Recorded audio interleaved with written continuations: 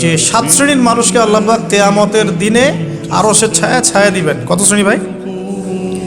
তার মধ্যে সেকেন্ড শ্রেণীটা হচ্ছে সেই যুবক নাশা ফি ইবাদাতিল্লাহি তাআলা, যে আল্লাহ পাকের ইবাদতে তার যৌবনকালটা কাটিয়ে দিয়েছে। এখনো বাকি আছে আপনার সামনে। যৌবনকাল কতটুকু? হয়তো 15 to 40। তার মানে এখনো 40 বা 50 বছর পর্যন্ত আপনার যৌবন টিকে থাকবে ইনশাল্লাহ, যদিও বা এই যুগে থাকে না। আমরা তো ফ্যান্টাসিতে ভুগি অনেক সময়, 4টা বিয়ে।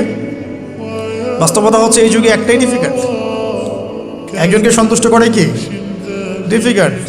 এখন সেই যুগ না তো। আমরা তো হর্স রাইড করি না, আমরা তো এক্সারসাইজ করি না, আমরা তো এখন অনেকে খেলিও না। আমরা ফাস্ট ফুড খাই, আমরা হাইজেনিক খাবার খাই না, আমরা আগেকার মানুষদের মতো অনেক কিছুই করি না। এনভায়রনমেন্ট নষ্ট হয়ে গেছে, পলিউশন আছে।